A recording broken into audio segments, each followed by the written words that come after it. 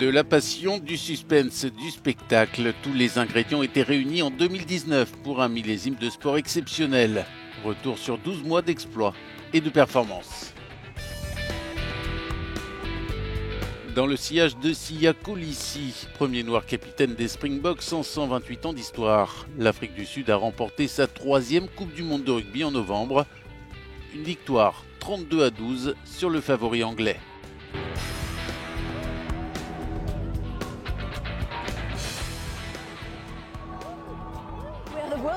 Nous sommes les champions du monde. Je suis fier de nos joueurs. Allez les Boks.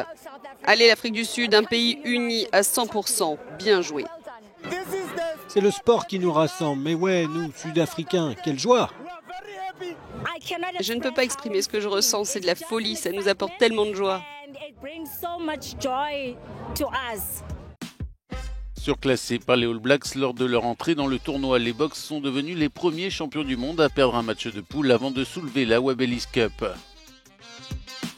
Un trophée que l'Afrique du Sud s'habitue à ramener à Johannesburg tous les 12 ans, après ses sacres de 1995 et 2007.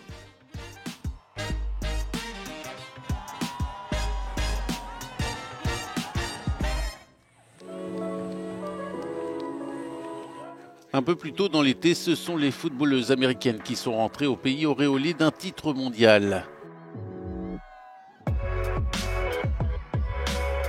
Pour Alex Morgan et ses coéquipières, c'est une 4e couronne. Cette Coupe du Monde féminine disputée en France aura battu des records historiques. L'engouement pour la compétition aura été énorme à l'image des chiffres avancés par la FIFA et le cap franchi du milliard de téléspectateurs cumulés sur l'ensemble du mois de compétition. Parité et tolérance politique, à l'image de leur ballon d'or Megan Rapinoe, les Américaines ont profité de leur épopée pour faire passer de nombreux messages et donner au football féminin des lettres de noblesse, qui jusque-là se refusaient à lui.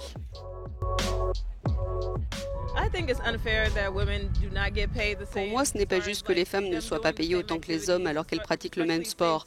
L'inégalité des salaires n'est pas normale. On n'est plus au 19e siècle. On est en 2019 et tout le monde devrait être traité pareil, à travail égal.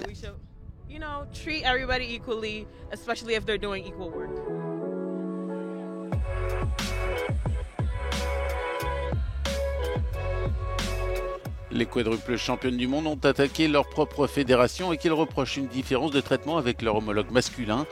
Un juge a fixé la date du procès au 5 mai prochain, moins de 3 mois avant le début des Jeux Olympiques d'été à Tokyo.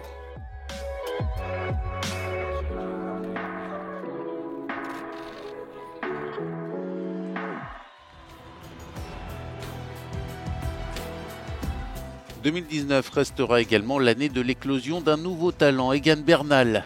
Le prodige colombien était programmé pour briller sur un vélo, mais personne ne le voyait remporter si vite le Tour de France. À 22 ans, il est le plus jeune vainqueur de la grande boucle de l'ère moderne. Il s'impose sur les champs à l'issue d'un des tours les plus serrés de l'histoire, avec quelques étapes de haute montagne, d'anthologie.